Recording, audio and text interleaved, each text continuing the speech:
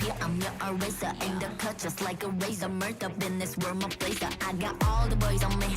I got all the lines on ring. Knocking dead, turning heads. I got all the eyes on me. Lady face, caught up to the rock. 유행 선두자. 원하지만 못하잖아. 애가 타잖아. You like whoa, 할리 유도 gold. 난 알지, I know. 준비해, cause I like the ball. 멈추지 않아. 말할래, 그게 like a bag. 그거 말고 bye. 믿어봐, 그만큼 크게. 어깨 펴고 high. 100% 덤비지 못해. 죽여주잖아. 나는 boss. 간지 with the sauce. 원하면 줄게. I'm doing damage when that's how I planned it. I do what I want when I say. 모두 날 따라해. 난 끝내주잖아. To live on the edge of insane. Coming at you like real, real wild. Here to light it up, set the world on fire.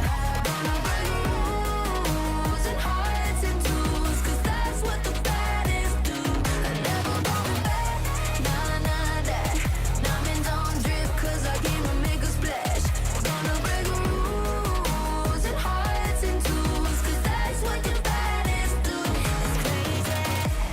Sorry for the bad news. Sorry, I'm so bad. Only took a minute for me to get what you had. Sorry for the bad news. No, it makes you sad. There for a minute, baby, you should pack your bags. Way that I look should be breaking the law. If I don't got it, I take what I want. My circle small like a round of applause. You know that I love the sound of applause. You know I mean everything that I said. When you see me coming, get out of the way. Back in the sleigh, back and I'm better and ready to stay. I'm doing damage when just how I planned it. I do what I want when I say. 모두 날 따라해. 난 끝내주잖아. To live on the edge of insane. It's crazy. Sorry, not sorry for being the best. 언제든지 내가 좀 해. Look at the gold, all on my chest. Look at the gold, call it a flex.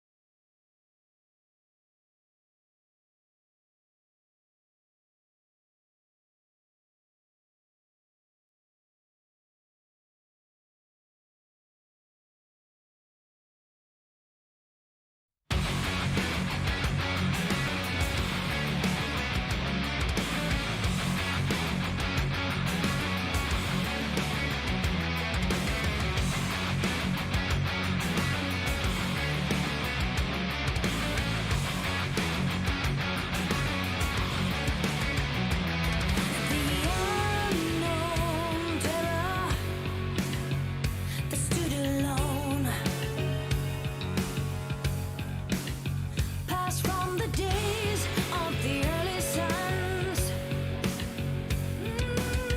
Through worlds of lost belief, laid waste and buried deep. Saboteur, we set out to fall.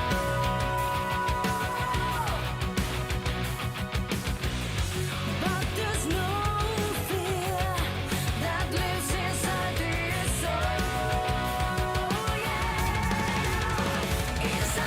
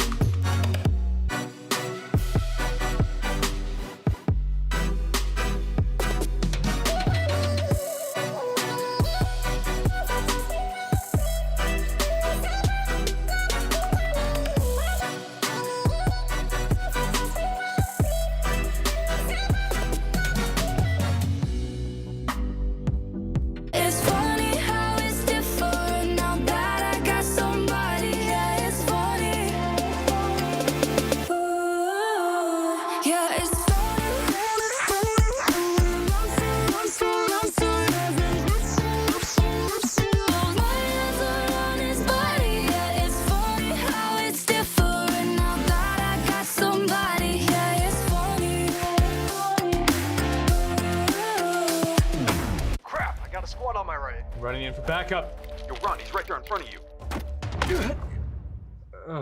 Sorry guys, it happened again. Damn, that's the 10th one today. All right, I'm back. Someone cover me. You got him, you got him. Yo, that's sweet. Yeah, it is. We about to win this. I can get used to this. HyperX alloy, built strong because it has to be.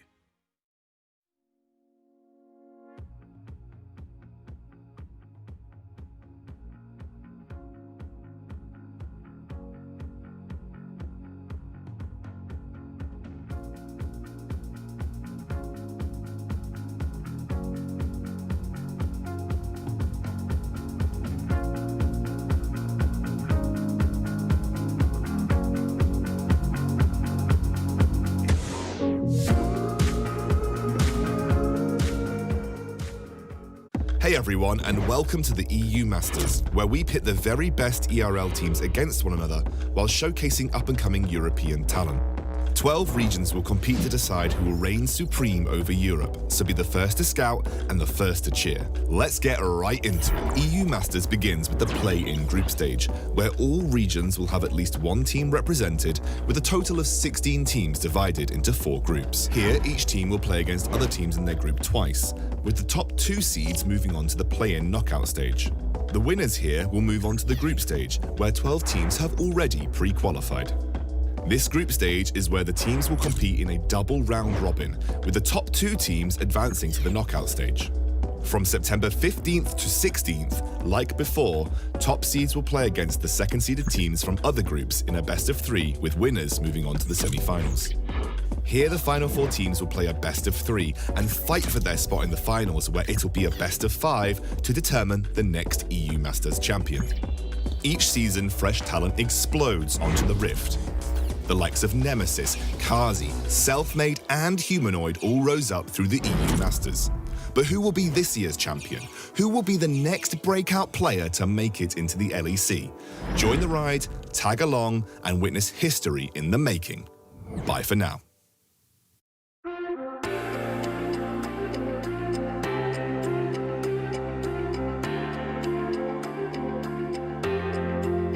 The curtains are closed now. Nothing to see, but a dozen dying roses at her feet. Your timing is perfect, ironic to me. Showing up the moment that you shouldn't be.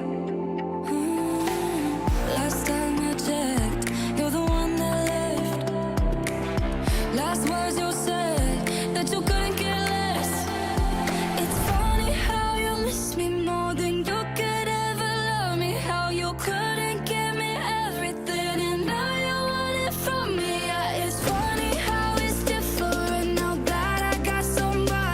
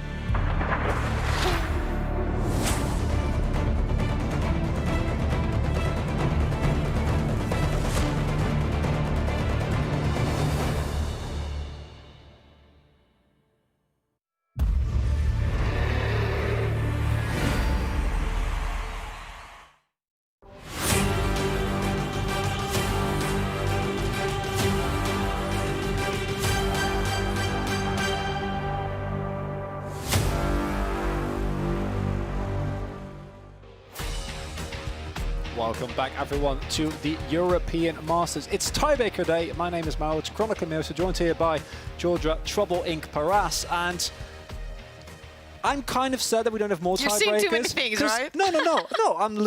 I'm sad we don't have more tiebreakers because I generally love League of Legends gameplay. That's also why we're here. Presumably also why you're here.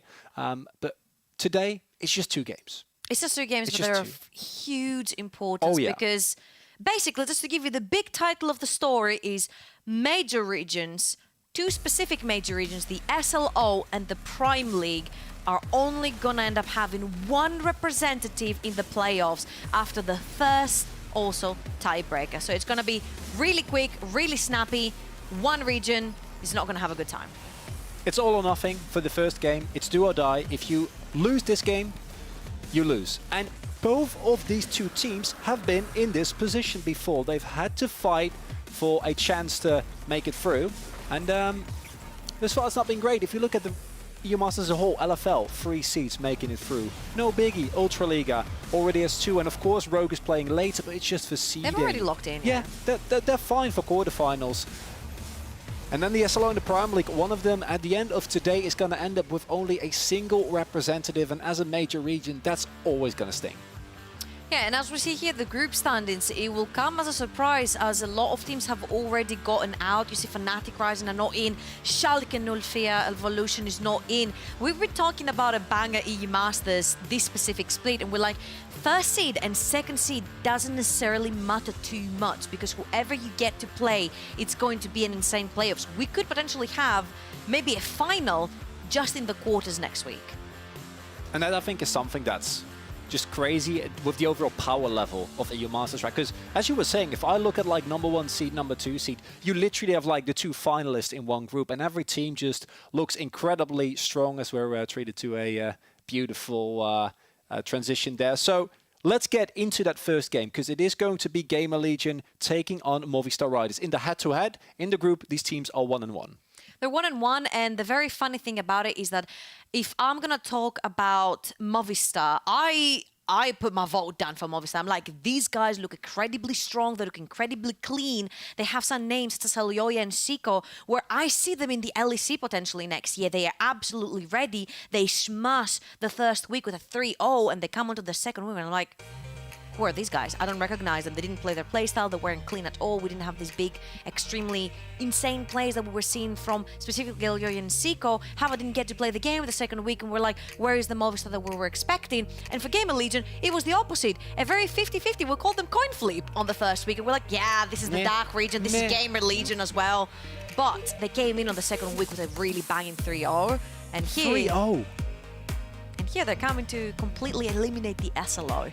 So Gamer Legion chose blue side here, and as you're saying, as a fan of either of these regions, it's a best of 1. There's no more chances, there's no more redemption arc. If you lose this, your representative is out. And Movistar, they're the #1 seed of the SLO coming into the tournament. We called them the Spanish Shavers. At the start of this group last week, we said they might take it all. And now they're fighting for their very lives. It is so weird because you go back 1 split in the Spring Split 2020, both Movistar Riders and Giants were fighting for their lives in tiebreakers. Luckily for the SLO this time, Giants are locked and loaded for playoffs, and now Movistar are looking to completely take Gamer Legion out. And I just want to say that history is repeating themselves with the Dark region as a whole. It was in the previous split, Spring 2020, Mouse got in straight into playoffs, Schalke got eliminated, and Gamer Legion were fighting for their lives in tiebreakers. So we have the exact same situation repeating again. And you know who eliminated Schalke in the tiebreakers last time? Oh, I know. It was a Go Rogue. No, actually, no, it was Kick. Yep. And I'm like, it was 100% a Go Rogue. No, it wasn't. What I'm wondering about coming into this match is what is going to happen, because as we said, these teams 1-1. They have been in quite interesting games as well, because Gamer Legion, when you talk about them, you already mentioned Elioya, Siko, these incredibly strong individual players, but Gamer Legion, they're a team where like you never know what curveball they're going to throw this time. I think it's been sort of the upbringing and a criticizing point for them. You're like, you have all these incredibly talented players, but they play so many different champions. Like you go into the LEC, the LPL, the players have a specific pool of champions where they can play on 150% of their ability, and then they're like, we can play everything else, but not at the same level. Gamer Legion are pulling out so many things, and you're like, is this maybe why this team has been inconsistent? Is this why they haven't been able to find their way outside of playoffs? This is their last chance to prove that their playstyle is here to stick, it's here to stay, and that they can take on any major region. As a representative, and the sole representative, unfortunately, of the Belgian League and the Dutch League, I love Gamer Legion. They're weird, they're wacky, and as you say, it's both a strength and a weakness. When they don't look good, it just kind of falls apart, and then it's really easy to point fingers to the draft. But as we saw last week, they can also go for 3-0. Now, let's take a look at what we've seen Locked In thus far, because Gamer Legion not throwing any curveballs quite yet, whereas Movistar also a lot of comfort getting picked up there. I quite think that both of these teams have gotten comfort so far. You have the Lucian, which is an S tier pick right now in the meta overall, so you see it both flex in the mid lane and the top lane, but Phones has done extremely well playing the Ornn, creating these hard engages for the side of Gamer Legion, as well as playing weak side and not necessarily having to attract too much attention from Phones, from Rabble, who usually wants to be playing around mid lane and bot lane. So I really like the Hecarim, because Rabble, every time he will get the chance, he will just grab the pony and run you over. But on the side of Movistar, I really like the Shen. It's been a big sort of point of discussion for a lot of teams in the jungle. I'm not so locked and loaded on Lilia, but I will trust Ilyoyo, and we'll talk about it more in the game as well. And have on a very safe ADC. We talked about him this week. He didn't get to play the game with the more immobile ADs. Right now on the Ezreal, he has the chance to dictate how he's going to move around the team fights. I love the Lilia, but I love a lot of things. I'm a very, very all-encompassing. You're very positive man. Yeah, again, you're kind of forced to when you play in the Benelux. We love our weird drafts, our weird picks. I think that what Movistar have drafted here can also still have a lot of flex potential, because they might go for a counter pick support, but can also flex the Shen if they're inclined to do so. Yeah, that's Gamer Legion. That is a Zillion Galio bot lane, I assume. So back when I was coaching 3, maybe 4 years ago, having a Lucian that's dancing around the rift was my favorite thing ever. Having a Karma and a Lulu to speed up the Lucian, get him in, get him out. Remember Bang back in SKTT1? He was making insane plays with a Karma and a Lulu behind him with a Lucian. Right here, Knight has the chance to do the exact same thing. Actually, I'm not quite sure if it's going to be Hyanan playing the Lucian down the bot lane or what's going to happen. The only thing I'm sure about is that Phones is going to play the Ornn and that Rubble is going to play the Hecarim. Other than that, we have absolutely no clue where anything's going. I'll have to say that I might be thinking that the Galio will be going tonight. We've seen him play both the Aftershock and the Dark Harvest Death Cup Galio. Here, you don't necessarily have to, because we've talked about Galio doing damage anyway. You don't necessarily have to go on the really hard, aggressive playstyle, but who am I to say what Gamer Legion is going to pick on the runes, right? Who knows? The Gamer Legion, they can also swap. We've seen them do it before, where they just swap Hyanan to mid lane. It looks like it's going to stay like this. I think so, but it suits Hyanan as well on a mage. Yeah, but they can still throw him into mid lane randomly. That's more the point, like going into chapter. You never know with Gamer Legion, but coming into this game, I want to remind you, yet again, this is all or nothing. If you lose here, it's one single game. Both teams have given everything that they got here. If you lose this one, either as Gamer Legion or as Movistar, you are out of EU Masters. Your run ends. You don't get to go back and complete your loser bracket redemption arc. This is it. You need to win this game. If you don't win this game, it's going to be the end. And neither the Prime League nor the SLO is going to be happy with just having one representative in the quarters. Absolutely, and I think it's going to be more of a big hit for the SLO because Movistar is coming in with so much expectations. They're coming in as potentially even being the winners of it all, the Spanish saviors, as you've said over and over again. So losing that #1 seed from the SLO is going to be a big slap in the face. On the other hand, Gamer Legion need to prove that, you know, their playstyle does fit in the playoffs. It does fit in EU Masters. It does fit in the LEC. Like the way they play, it can be put into further above them leagues, and they're here to prove just that. Even though this is a more, if you can say, more conventional playstyle coming in for Gamer Legion, we don't see any Nico Graga shenanigans bot lane. As far as Gamer Legion go, this is conventional. I don't think a lot of other teams will play There's a Zillion. meter. There's a Gamer Legion meter. How conventional is that? And a level 1 brawl would be kind of on point, but it looks like it is just going to be the stealing of the Raptors here, and then presumably also the red buff. So maybe we're going to get some vertical jungling here with Rebel going into the top side of Elyoya. Now, the Hecarim, they get invaded a lot this EUM. Yeah, it's been the case here. I don't necessarily think that it's a bad thing for Rabel because he gets to play for topside, but I like it much more from the side of Movistar because a Galio Zillion lane will want to push. They have a lot of OE into their kit, the bombs, the Q from the Galio. They will generally want to put pressure, stick that Ezreal underneath the tower, and keep on poking, then roam onto top Riva. But knowing that Elyoya is behind them the entire time, they can't necessarily pressure the lane, which means it's going to be extremely hard for that bot lane to get down some farm. Wisdom doing his best to steal the big golem. That unfortunately doesn't happen as Elyoya just keeps doing the Krugs. And as you say, Wisdom and Yana, they're basically stuck under the turret and they're going to have to wait for the wave to crash into them. Meanwhile, Rebel making his way over towards the top side. Will be spotted on the wall there, but Lucian early game is, I guess, a little bit stronger than He's Azir. oppressive. Yeah. He's marginally stronger. I say as Knight actually does has to run, because if Elyoya is there, it's a little bit more of a risk, and they actually are able to hold off the Raptors here. And not only that, but with Elyoya's pathing here, it also means he locks Rebel out of that topside jungle. That is extremely important for the side of Elyoya. We've talked about how we want to see him on a non-farming jungler, just so he can have a little bit more impact on the map. And right now, you see that all lanes from Movistar are unlocked. Rux, though, has found himself a pony.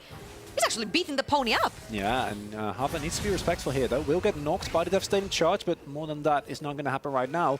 And we see here, Movistars are doing everything they can to keep Rebel down, because if he snowballs on his Hecarim, it is an absolute menace. They're not giving up this for free, though. They are definitely looking for a fight here. Vistum goes in for the Justice Punch, does find a Taunt on top of Elyoya. He needs to flash away immediately.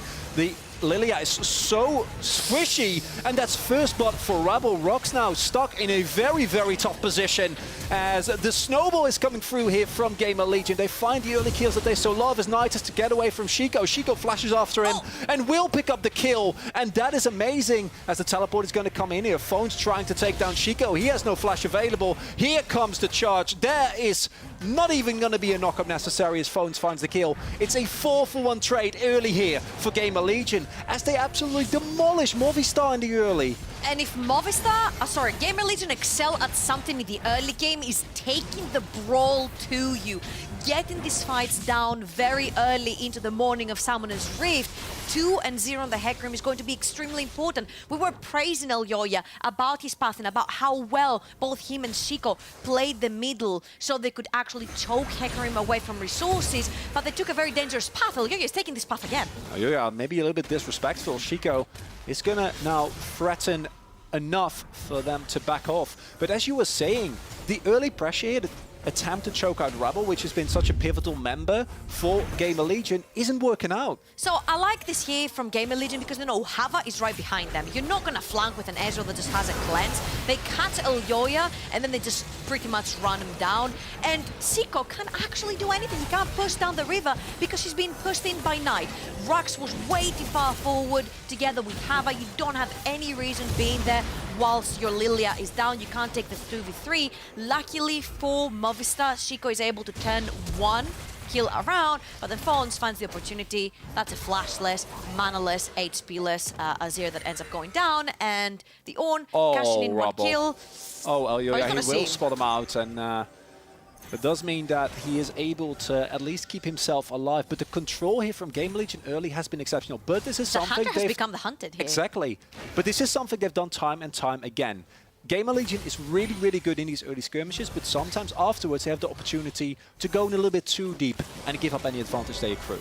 I just feel like specifically Movistar here would not need to do anything, because Gamer Legion, like you mentioned, will play into their own cards. They will go for this aggressive playstyle when they actually cannot. And at this point, that all the cards were in Movistar's deck. The Gamer Legion pull the trigger and they come out ahead due to the priorities. I feel like these both teams... Oh. So much going on here as Hava goes in deep. He's just going to taken down in a 2v2 as the Stand United comes in from being Suyan, and Gonna get taken down. A beautiful bait coming through here as Movistar Riders find a kill. Woo. Hava right there. You can say baiting with 1 HP. Oh, yeah. He was definitely calculated, walking through the queue from the Galio, walking through all the bombs and everything. But luckily for them, Binzu was back just in time to cover the bot lane, and they're cashing in 1 kill onto the Shen as well. We'll see this again. So Hava plays extremely forward because he has bombs on his backside. He can't necessarily move that way. He cleanses and oh my god. Look at that health. Beautiful timing there, and Binzu coming up so clutch here. I just want to know, Binzu comes in level 6. I don't know if he had just dinged level 6 on that 1 HP. I don't know how calculated that one was, Chronicler. It worked out. We're going to give them the benefit of the doubt. Now, the gold lead's still here for Gamer Legion. And I want to talk about Rebel and Knight, because those are the ones that we've seen get the most resources, and it's starting to look like in this early game, at least Rebel is getting that part of the deal. What do Movistar do here besides finding beautiful baits like we saw just there?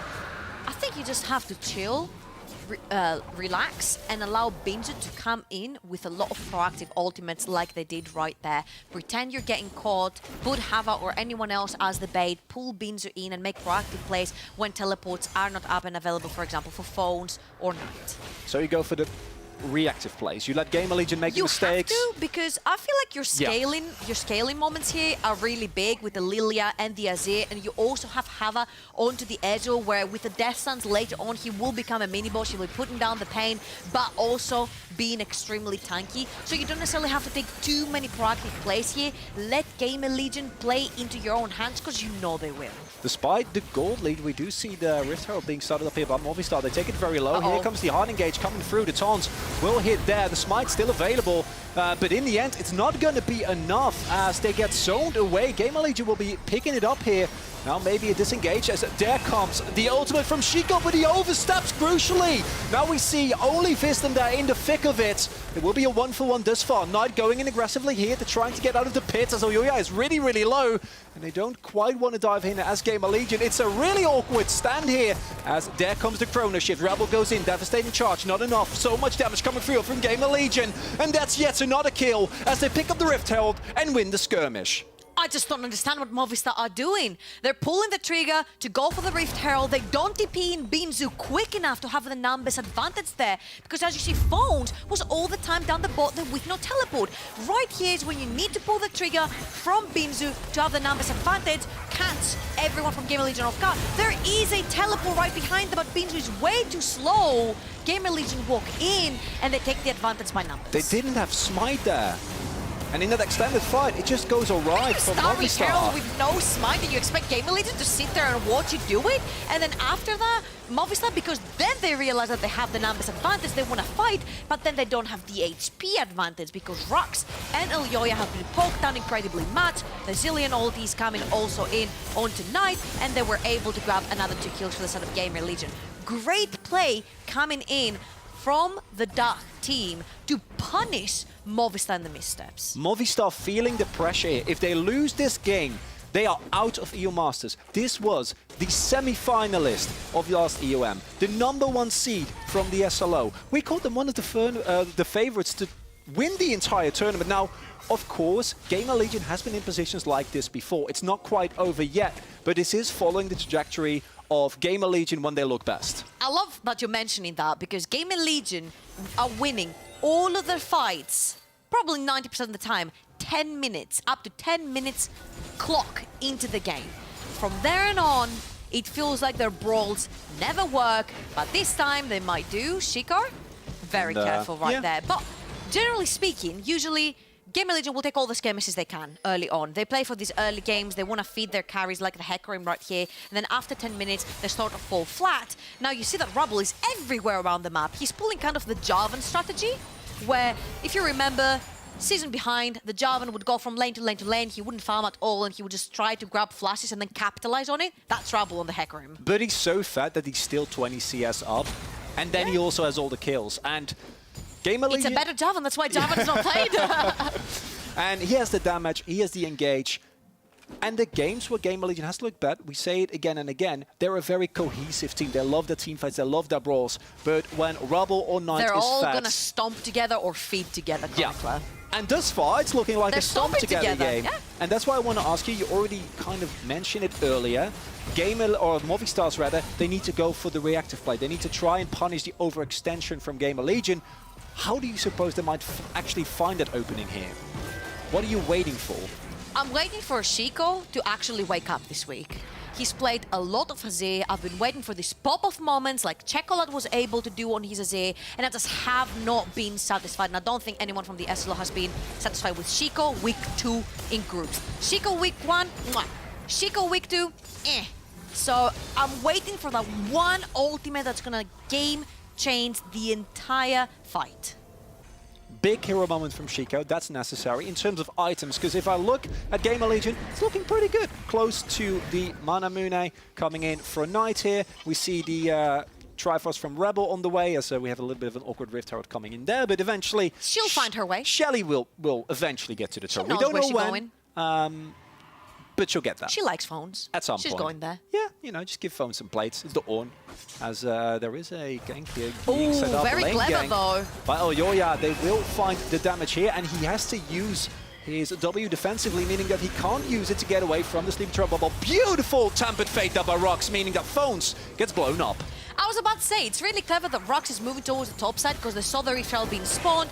End of the day, if the Rift Herald reached the tower to take a hit, Rocks could use his ultimate, but they use their ultimates proactively here. Elyoya finding yet again a target, but Gamer Legion trading it for their second dragon in the game. Immediately finding the payback. Oh, run, Hava. Yeah, Hava, if you're not careful, you're going to be more payback. Why are you going back to the turret? I don't know if that is quite it, as he's standing very far forward, and the cavalry, quite literally, with the Jarvan will be arriving soon, but with the arrival of Rux and Oyoya, they can't quite go for him, and instead are just going to take enough in the bot lane.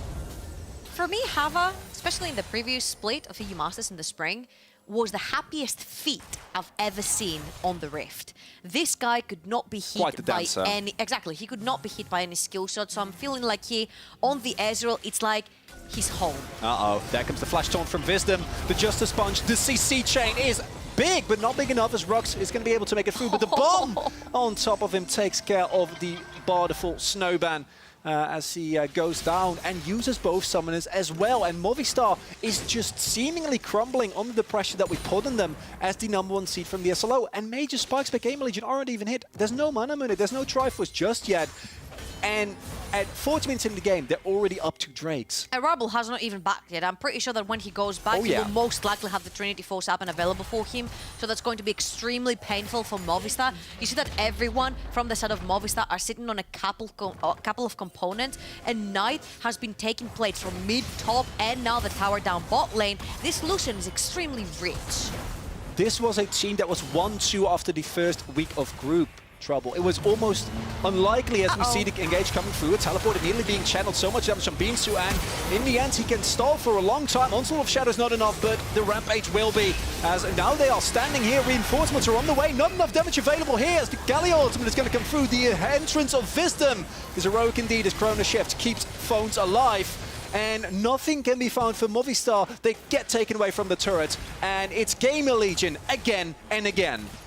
This guy, Rubble, refuses to back and buy Trinity Force. There we go. He's running everyone down. He had Trinity Force. I don't remember what this item is called exactly. He has Aegis. He has Aegis. Just gets it immediately. He had the full Trinity Force, he had Aegis, he had Boots, and he was just running down the entire map because he didn't need them. Now when you see this horse coming your way, it's going to be a critical strike even in more your scary. face. But look at how much he does here with Phones. Binzu here is trying to find Phones, but I think this is a miscommunication with Elyoya because Elyoya is extremely far behind and they don't account on Rubble coming in. By the time Rubble comes in, Binzu falls so low that it doesn't matter that Chico makes an appearance because the damage has been done, and at the end of the day it's a 2v2. Elyoya is too poked down to continue this fight, and by the time Hyana is there, he's like, yeah, you don't get to die either. The ultimate, the Zealand ultimate goes down, and everyone walks happy away from Gamer Legion. This was a beautiful execution from the Dark Squad. And Movistar is just fighting and fighting and fighting again. They keep handshaking these fights, they keep going for these hard engages, but they don't have the items, and I'm starting to get seriously worried. Chronicler, I'm really worried for the SLO. This is the #1 seed. You, and I was there when you said this, called them one of the favorites to win the entire I called them tournament. the favorite. Yeah, and as usually happens with the cost predictions, the moment you say something like that, this happens. Now, we can't say it enough times. We've seen Movistar come back from disadvantage. They are a team that has a great resilience, that has great individual talent, but they need to stop taking the disadvantageous fights. At this point, you just have to completely chill if you're Movistar. You might try to look for a steal on that Infernal Dragon, but at the end of the day, I don't see them trying to set up for some vision in the bot side river. Only 1 minute new the Infernal spawns. So you're gonna be giving away soul point to Gamer Legion. I don't think it's a time to fight them right now. You see Trinity, you see the Sunfire Cave completed. You see Rod of Ages, Mana Moon also on the Lucian, Solari onto your Galio. I don't know, maybe you can catch Rubble. And now here we see the disengage. Yeah, have to invest 2 ults. That's big, because the Hecarim ultimate being down means a lot for the Movistar squad, means that their backline can stay safe and try to DPS. Yana very far forward, will get hit by the Tempered Fate here. Does of course have the Chrono Shift available, is going to hold that for as long as he possibly can. As here comes the damage, maybe the re-engage, and he will be able to take down. That's 2 ultimates, good. Yeah. 2 crucial ultimates down for Gamer Legion. Now Movistar can walk into the bot side river and try to take some control. They don't have Call of the Forge God either there, because it was also huge to disengage, and that means that 3 major ultimates. I don't think they can try and contest here. I'm very curious to see whether or not Gaming Legion is actually going to try it, because it seems dangerous. But I understand they want to find it. Phones is there on his own. Does have the flash available, but he is not in a good spot right now, as here comes the magical journey. Phones just gonna be left as the sacrificial lamb. 4 people is more than enough to take him down. And Gamer Legion, we've seen this as well. Sometimes they don't know how to take the loss, give up the objective, they try to contest regardless. It's the 10-minute mark, a little bit of miscommunication there. Phones wanted to play the flank, but there was no one on the other side to be flank for. But nevertheless, they do take a good chunk, Gamer Legion, from the mid tower, and they got Chico. There is a lot of damage as nothing is accomplished by the Emperor's Divide. Rubble goes in. Is very tanky, so he's not going to be too bothered by that. As he goes in yet again. Onslaught of Shadows, so much damage on top of Roxy's, no defensive tools available as the heal gets popped. Hava standing on his own in backline. Yanan is not going to go down, and it's Movistar who this time give up kills for seemingly no reason. You have everything. You just gave yourself another 10 minutes until potential soul for Gamer Legion. You won yourself some breathing room, and you give it straight back by donating kills to Gamer Legion. Gamer Legion don't need you to donate kills, but if you're gonna overstep, they're gonna take your whole arm, your foot, your body, your head, everything you've got, they're gonna take it away. They wanna run away with this win, and so far, with 6,000 gold in the lead, I say they're good contenders of driving this one home and slapping SLO's hopes away. It will mean the world for the Prime region, because their EUM has been inconsistent. Mouse has been looking incredible, barring one loss in week 1, but outside of that, they looked incredibly dominant and really like one of the contenders, as we pointed out before. But Gamer Legion, they weren't looking great week 1. Schalke, unfortunately, didn't make it through. And now, Gamer Legion is making a strong statement here, because this is the 3rd seed. It's not a seed that traditionally comes with a lot of expectations. The 3rd LFL seed, of course, in LDLC, the defending tournament champions, doing great. But Gamer Legion is systematically choking Movistars out of resources. At what point have Movistar stalled the game enough that they can actually fight this Gamer Legion comp? You need a couple more items. I'm seeing a Trinity trying to be built onto Hava. You're gonna need Death Stuns to stay alive at this point. You see Rubble constantly keeps fighting and fighting and fighting without buying items. He should be extremely close to completing his Cinder Hulk right here, which is going to give him a bunch of tankiness more when he goes into these fights, which means he's not gonna be able to die. He's also gonna be having all these speed ups from the Zillion, and if worse comes to worse, there's a Zillion ultimate to try and save the Hecarim too. Rubble standing far forward. Nothing, get hit by the Tempered Fate. John is still in a bit of an awkward spot. Or is it Rux, as he has to use the Magical Journey to get out of there. Rubble has used the Devastating Charge, but it's just about the blue buff. Everyone here. I like that from Movistar, trying to catch the Zillion, so they make him utilize the ultimate on himself, which means that Gamer Legion will be more vulnerable, diving too far into the backline without the Zillion ultimate. I do really like that. I think it was Fnatic who played that in the finals with the Zillion and Hecarim. Oh! As again and again and again, Vistum is like, I can't taunt Flash anymore, then it's just Flash and taunt. That's fine as well. Good enough for me. The result is the same, right? You taunt people, you kill people. I mean, if you game a Legion, you definitely do. And what a resurgence of a team that after week 1 really wasn't looking that hot. And it's a team that a lot of people have a strong opinion about just because they play such a different style. Though in this specific scenario, it's not quite as bad, as this is a fairly run-of-the-mill comp with maybe some little curveball with the Zillion thrown in there. I say Gamer Legion that has sort of slowed down. They know that the items are going to play onto their advantage. They're going to have the Death Stance really soon as a Cinderhawk onto their Hecarim.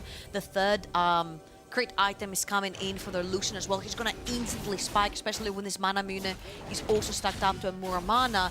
And then these two guys are going to run Movistar down. Movistar need to have extremely good ultimates by the Z to keep them alive, and Hava needs at least 1.5 more items. There is a really nice cancel coming through. Rux, in the end, is going to make it through. Magical Journey, keeping him alive there.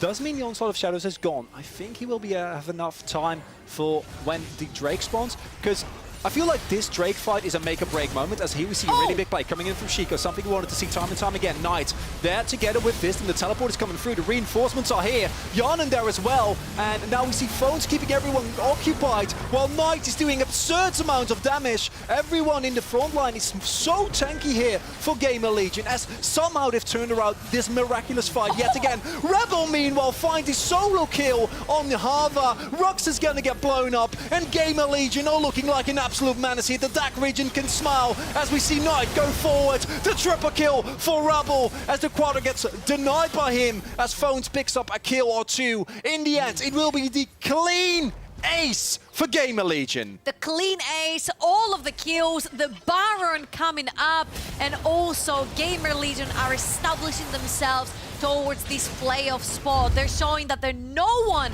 to laugh at for the way they play. And this looked so bad. Yeah, Movistar thought they were faster, but in all honesty, Gamer Legion are much faster than them every single time. Look at the amount of damage Knight is able to do, and Vistom zoning everyone away, and suddenly Movistar are completely split. Look at Rebel's path. It feels like they have caged Gamer Legion into them, but Gamer Legion, not really.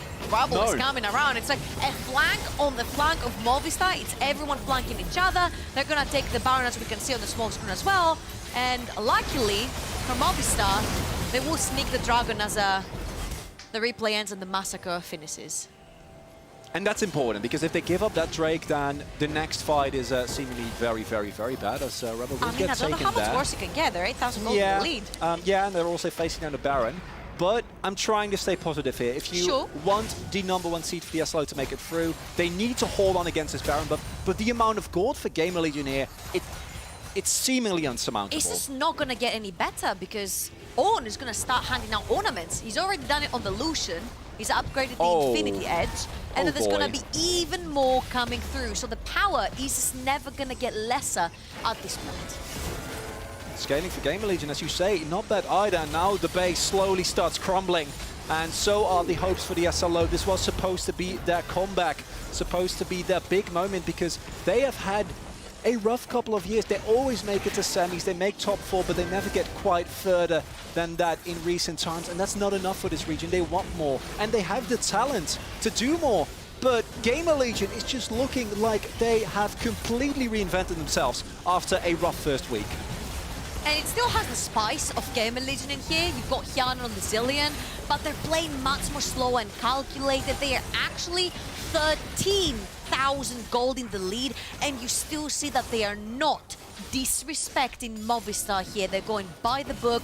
They're taking the 2 inhibitors that they can with the Baron. They're like, it's fine. We can back off and come back in again, because it doesn't matter. You go back, you reset, you buy even more items, you get even more stronger than your opponent, and then you end the game. Slow and steady wins the race.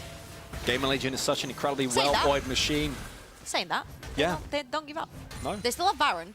They're still about 2 items ahead of everyone else. So yeah, we need to be honest. It's not looking good here for Movistar, and if we do find a win for them here, it needs to be with a colossal overcommitting here. If anything, I would like to see allowing Gamer Legion to dive Movistar, and then Movistar pulling a sick ultimate by the Azir and turning this around. Again, the item disadvantage does not necessarily allow them that sick play, but I think that would be the last chance. It's not looking good as the Baron buff about to time out here. They will be going for a little bit more damage on this Here it topside comes. turret as here comes the call of the Forge God. Ayoya gets taken, but not more than that as Knight's calling is going to go into the ether. This will be a triple inhibitor take here, though, as the Tempered Fate comes through, but you're so far behind. I don't know if you can fight here, Movistar, but they seem like they want to try and play. Meanwhile, Gamer Legion doing a very un-Gamer Legion thing and saying, we're going to back off. We're going to disengage. We need to go back to our base. Basically, Movistar are gonna be drowning in minions, flooding their base from all three inhibitor sides, from all three lanes. This is a good and a bad thing. It's a good thing because the next dragon is not sold for Gamer Legion. So all this time they have to wait, they will be absorbing CS and gold that is very much needed for Movistar right now to complete some extremely key items for themselves. And on the other hand, the Elder Dragon is not up. There is a Baron, but sure, you can look to defend against the Baron because you do have enough wave clear with the Lilia and the Azir. I think the key point right here is allow the lanes to push into you, Movistar, absorb the gold, try to get some last stance items. Talking about items, Janen is reading a late summer blockbuster it's over then. here. Sorry. Yeah. Sorry. As Knight went back and just bought a rapid fire cannon. It just like they went back to have the whole base, item, yeah. and it's just a rapid fire cannon. It is double locked on the side of Gamer Legion. They're not gonna let their carries die. It's 3 inhibitors. This is an almost insurmountable lead that Gamer Legion have earned themselves here. They are gonna push through for the final moment. Is the DAC region gonna be the one with 2 representatives? Is it gonna be the number 3 seat of the Prime League that is going to make it through here? It seems like there is absolutely nothing that the Spanish Shavers can do. Movistar Riders are going to get knocked out of European Masters as the damage is too much. Look at the Quadra coming through it from Knight. That's very well deserved. Does he get the Penta? No! Yes, he does! He dies, but he gets it. And in the end, Gamer Legion are your quarter-finalists. At what seed, we don't know. But what a beautiful performance. Whew. I wouldn't have it no other way other than it ending with a pentakill by Knight. That Lucian performance was insane. The whole of Gamer Legion played so calculated this game. If you asked me about a clean team fighting oriented composition, I would have told you Rogue, I would have told you Kick, I would never have told you Gamer Legion. They brought the spice, they brought the textbook gameplay, they brought their respect, and they also earned their respect in European Masters. This is Gamer Legion locking in their first playoffs. The number 1 seed for the SLO, they went 6-0 in their own region recently. They went 3-0 in the first week of groups. It's not enough. In the end, Gamer Legion with such a spirited level of gameplay, everything going well for them, not just the first 10 minutes, as we've said time and time again, but basically everything. They never really felt like they were losing control of that game. You know what's exciting now? They're going to play against Rogue, but they've brought out a team fighting composition from the side of Gamer Legion. Go Rogue are the kings of playing clean team fighting compositions. I can't wait to see this. I can't wait. Yeah. Up next is going to be Gamer Legion versus Rogue. Rogue has chosen red side, but first, we're going to go to a short break.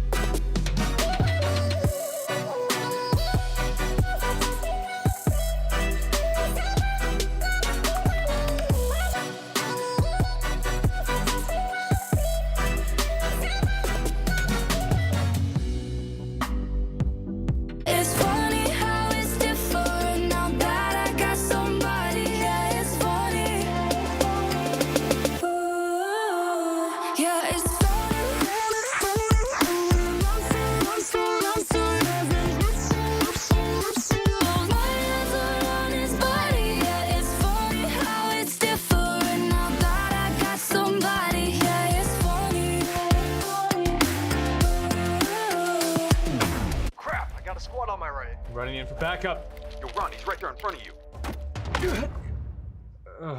Sorry guys, it happened again. Damn, that's the That's one today. All right, I'm back. Someone cover me. You got him, you got him. Yo, that's sweet. Yeah, it is. Be about to win this. I can get used to this. HyperX Alloy. Built strong because it has to be.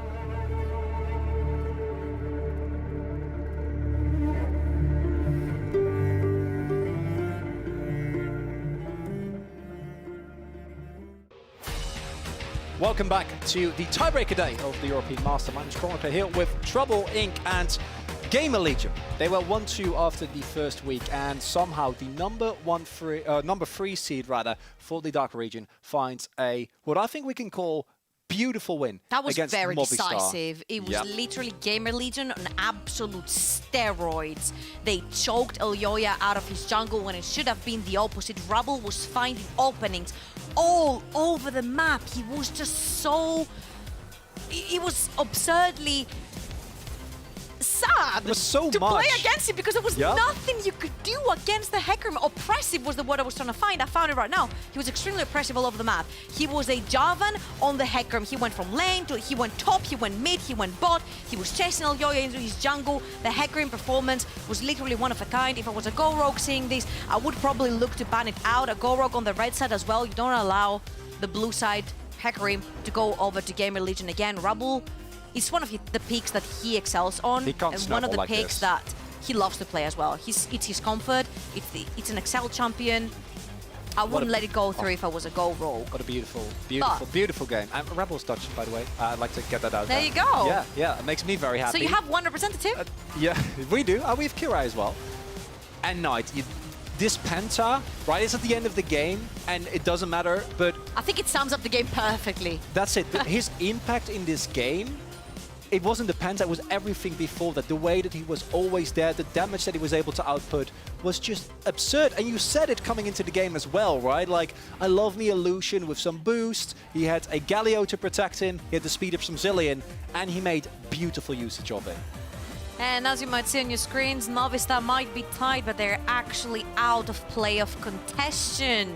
They are not going to be making it through. The SLO left with just Giants moving forward to the playoffs. But we have a seeding match to play, and it's going to be a Go Rogue versus Game Legion. I just want to say at this point that for the Ultra Liga, Kika already through, a Go Rogue already through, now it's seeding. But you can say that it doesn't matter if you're like first or second, the Ultra Liga won it all.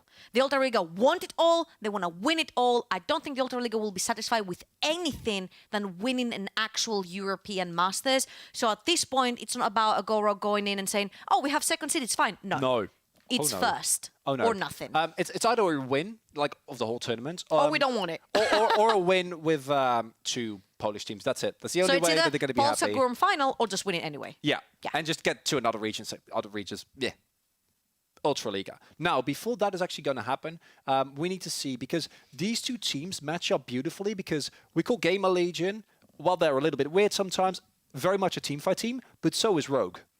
And the funny thing is that if we think about clean, team fight, textbook, by the book, anything you want that will sum up a team that plays by the rules, that would be a Go Rogue. Yep. They have their tanks, they have their carries, allocated. They know who's playing what, and they're doing it perfectly. Game Legion, you don't know who's going to pop off. You have no clue. You know who's going to play the carries. You see a Swain, it could be your top lane, it could be your jungler, it could be your mid lane, it could be your support, it could be Hjarnan, bring it in.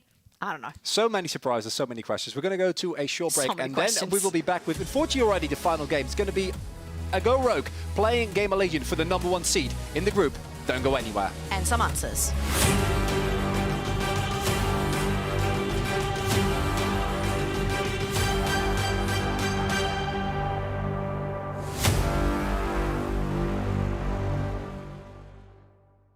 Hey everyone, and welcome to the EU Masters, where we pit the very best ERL teams against one another while showcasing up-and-coming European talent. 12 regions will compete to decide who will reign supreme over Europe, so be the first to scout and the first to cheer. Let's get right into it. EU Masters begins with the play-in group stage, where all regions will have at least 1 team represented, with a total of 16 teams divided into 4 groups. Here, each team will play against other teams in their group twice, with the top 2 seeds moving on to the play-in knockout stage. The winners here will move on to the group stage, where 12 teams have already pre-qualified. This group stage is where the teams will compete in a double round robin, with the top 2 teams advancing to the knockout stage. From September 15th to 16th, like before, top seeds will play against the second-seeded teams from other groups in a best-of-3, with winners moving on to the semi-finals. Here, the final 4 teams will play a best-of-3 and fight for their spot in the finals, where it'll be a best-of-5 to determine the next EU Masters champion. Each season, fresh talent explodes onto the Rift. The likes of Nemesis, Kazi, Selfmade and Humanoid all rose up through the EU Masters. But who will be this year's champion? Who will be the next breakout player to make it into the LEC? Join the ride, tag along, and witness history in the making. Bye for now.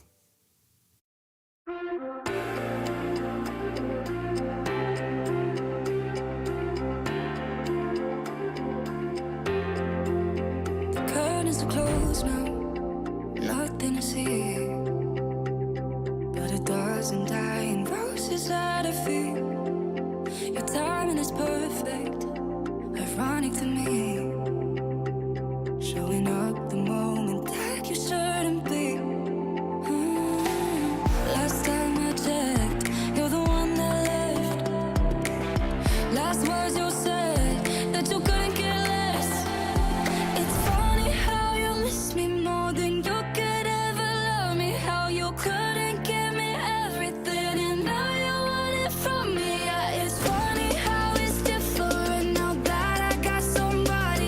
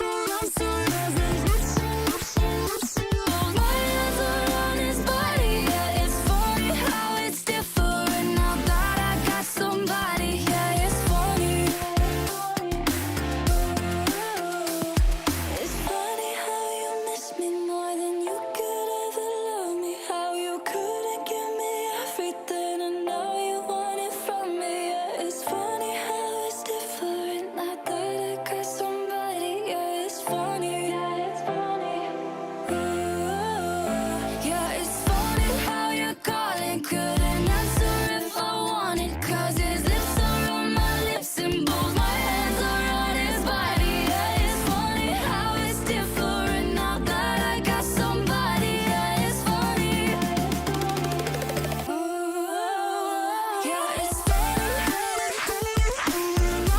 I'm so right at the run is body. Yeah, it's funny how it's different now that I got somebody. Yeah, it's funny. Who's laughing now?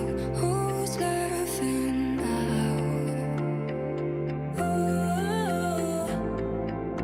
Who's laughing now? Who's laughing now?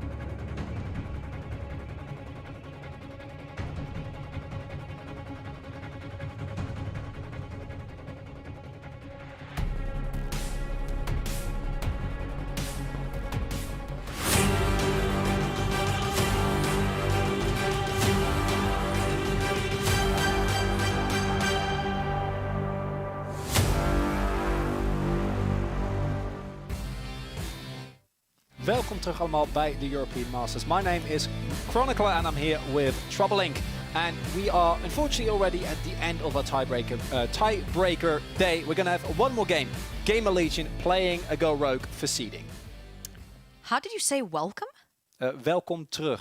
It means welcome back. Oh, Yeah. right. Yeah. Well, then shall I say it in Greek as well? Yeah, do it. Καλώς ήρθατε. Oh, There you go. representation. Because I mentioned this earlier as well, but we were the first non-English as a primary language And a duo. ever. Yeah, duo on the. And then it was also me and Goldberg, but we were the first ones. So can never take that away. Now, you already mentioned it, and I want to kind of repeat it. Yes, this is quotation marks just for seeding, and yes, everyone in the quarterfinals looked good. But both teams have something to prove here. Although I guess there's more pressure on Rogue than there will be on Game Allegiant, who are going to be just very glad that they kept their tournament lives alive. Basically, the Autoliga, both of their teams, both Kick and Go Rogue, are coming in as the previous semi-finalists. We're talking about Polska Group Final. Now, we're not talking about Polska Group Final. We're looking to win it all. Rogue don't care about second seeds. They want to go through. They want to win it all. They want to be dominant. And they want to show the rest of Europe what the Autoliga can do with both seed 1 and 2. And now, of course, Rogue are coming in as seed 2. They have something to prove against a third seed coming out of the DACH region. I'm so happy to see the Hecarim banned out, taken away from Rabel's hands, because this guy looks like an absolute monster on the pony. He does, and if Rabel snowballs, the game is very hard. Yeah, Lucian out there as Knight keeps getting these respect bans, but this does leave the Aurelia open, which was one of the key picks in their 3-0 run that they had last week. So it's really hard to ban out Game Allegiant, but if there is a team that can make good use of the red side, of the counter picks that you get there, it's Rogue. Because Rogue, in one word, they're clean. Honestly, on the contrary, sure, Rogue can use the counter pick because you never know what Game Allegiant are going to play. They were on the blue side the previous game, and until the last pick, even when the last pick was locked in, we're like, we don't know what's happening in the bottom side of the map. We don't even know. So a Go Rogue, yes, lock that in. It's the first time that I'm excited to see a Skarner. I want Zanzaro to either lock the set or the Skarner in. I want proactivity. I want early ganks. I want to lock Rabel inside his jungle and not necessarily give him much opportunity to create pressure onto the map. I love that Evelyn Yes. hover, because if you missed it last time, a Go Rogue did pick Evelyn, and then Game Allegiant drafted basically like 3 Evelyn hard counters, and then they weren't able to do it. So it will be yet again Zanzara Skarner. Now, for other teams, it's a bit early to pick this up, but we've seen him do this. He did See it him do it B1. already.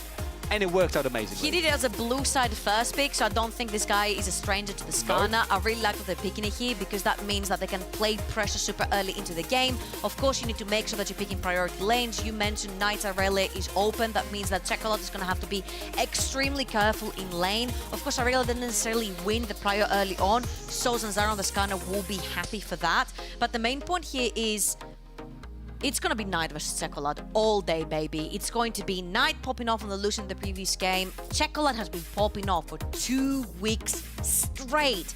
Everyone's magnifying glass is onto Chocolate, trying to find the next LEC mid lane talent, and it's coming out of the Ultra Liga, in my opinion. It's going to be a clash of titans in the mid lane. And both teams have a lot of importance on that mid-jungle duo, whereas for Gamer Legion, it feels like Rubble can snowball just as well as Knight can, and if they together get ahead, it's really hard to deal with. Zanzara is a little bit more facilitative, at least in the games where Rogue has looked the cleanest. And let's be honest, and I love this Ezreal pick, because this also facilitates the focus. Pick, baby. Because it facilitates the focus on, as you mentioned already, Chocolate and Zagenda, because those are the ones that you keep going to, and the rest of the team plays so beautifully around the power of those two laners. Yeah, and right here, because Gamer Legion haven't picked for their bot lane, or at least we hope they haven't picked for their bot lane, because you never know. No. It's time to get that Ziggs out of play, because they needed a Hecarim and the Lucian out. Ziggs was into play. They didn't lock it in for Hyanan. It's one of his power picks together with the Heimerdinger. So we're expecting to potentially... I'm expecting Hyanan to play AP bot lane. We've seen the Swain coming in. We've seen the Nico come in. And with both Aurelia and Renekton going into top and mid lane, we don't know yet, it's a flex. I'm expecting Hyanan to go down on a mage. I wouldn't mind a Galio ban here, because I feel like there were so many great performances from Gamer Legion, but as you know, it's often hard to really pinpoint how much impact a support has in a game. Nice. For last game, for Wisdom, that was there we go. That was not the case at all, because his Galio was so important. Also Knight's Galio. Engage. Yeah, like they can flex, and that's kind of the Gamer Legion. I don't know, can you play Renekton support? Probably you can. I mean, if anyone does, it's Gamer Legion, It's Gamer right? Legion. Normally I'd say no, that's a terrible idea, but I've been proving wrong time and time and time again, as we do see the Gangplank ban there. Okay, so here I'm surprised they didn't ban Camille and that they didn't ban Rakan, because one of Trimby's best performances was on the Rakan together with Chocolate onto the Orianna, and they were landing back to back to back quadruple man shockwaves. So I would really love to see the Rakan, no matter what, getting locked in right here for Trimby, especially playing against two melee champions, the likes of Aurelia and Renekton already. Instead, it's going to be that counter pick Volibear. We've seen this pop up more and more as like a counter to the Renekton. I like it in the top lane, though. Yeah. He's very beefy. Especially into, you can't catch into him. the You Croc. can dive also. And, you know, traditionally, if you'd ask There we me go. who wins, Crocodile or Bear, I wouldn't know. But recently, it's mostly been the Bear. As we see some of us here, but let's be honest, it's Hyanan, so we don't know till the very last second. And this is a pick that Gamer Legion loves as well. We've seen it banned time and time again. Yeah, because it's sort of like a double flex. It's a triple flex, because Wisdom, Hyanan, and Knight play the Velcos, with the most usual suspect being the Knight. This is why I asked you, could we potentially see a Renekton support? Could we potentially see Hyanan playing the Aurelia? And this is the point in the draft that I want to say a huge props to Hyanan, coming in as the big veteran for Gamer Legion. Doesn't just give them the voice and the experience, he gives them the diversity to pick whatever the F they want in the draft. He's going to be the fill. He can play the melees, he can play the ADCs, he can play the marksmen, he can play the mages, he can play proper support, he can play anything and everything you want. This man will fill in no matter what Gamer Legion want to do on the rest of the map. So huge diversity, veteran voice, experience, all three check. It's a consistency, right? Yeah. And that's something that... Oh, yes, baby. Yeah, as you already pointed out beautifully, it is a support that doesn't really do well in the laning phase, but that's not what Rogue play for either way, right? They love their team fights. Yeah. They have a composition that can do that very well. They have solid lanes, and it's a Gamer Legion comp. Who else plays? That's what Gamer Legion makes you do. They make you think you have solid lanes, but when Gamer Legion walks in, you have to rethink. You really do. Yeah. One big difference with the Gamer Legion comp is Gamer Legion look best when they can fight and fight and fight and fight. When I'm looking here in terms of true hard engage, like that last time with the Galio, with the Hecarim, there's a little bit less. Whereas for Rogue, it's all in. It's very all in. Yeah. It's you get someone, and either he gets Rakan shockwaved, either he gets impaled, but that person's dying. Yeah, this is why I do really like a Go Rogue's composition. The last time that they lost versus Gamer Legion, it was Gamer Legion pushing them out of their comfort zone. It was a Go Rogue playing the Evelynn and Lucian mid-jungle duo. Soraka. It completely took them away from their comfort zone. Zanzara being the engager, stuck on the Evelynn, just didn't necessarily work for them. And it was just so much easier for them to find their footing playing something like they're playing right now. Zanzara, one of his biggest picks, either the Shen, now with the Skana. Chocolate has had such immense performances onto the Orianna. Sigenda is not on a carry, but he doesn't have to be here because you do have Woolite also onto the Ezreal. So I do like all these beefy frontline engagers coming in from a Go Rogue. Very true to nature. Also very true to nature for Gamer Legion. You know, you have your Vel'Koz down there, which is going to be extremely oppressive. So Rabble can focus on the other 2 lanes on the map to sort of snowball the melees. And there was also, as you already pointed out, and was banned last game as well, just the power of the Aurelia as we see the level 1 engage coming through. Wait a minute. Ignite has to be popped here. Gamer Legion, have you overstepped already? That's a flash and an exhaust gone. No summoners here for Wisdom, who really disrespect Rogue's early game here. That was 1 heal on Trimby for both flash exhaust from Wisdom. Wisdom has to pop already his pots, which means that he will constantly be getting poked in lane. He could be in a lot of danger to actually die on the 2v2 as well. And I'm pretty sure that we might see very early on Zanzara making a move down there. Might very well. A cute start of the leash there. Of course, Rebel activating his own camp, and Zanzara also having to solo leash here. Gonna go straight to his own top side. And I kind of get that. I feel like Phones, especially with the press the attack Renekton, which is even more all-in than your general variety of Renekton, is going to be looking for an early edge. Because he doesn't find it. We've seen that this matchup does really favor the Volibear. I think there's a lot of matchups that favor the Volibear due to his nature of dealing all this mixed damage, both the AD and the AP. Then he has a lot of survivability and HP regen in lane. He's kind of like a different type of set, because I really do like the set in the same sort of instance in the top lane.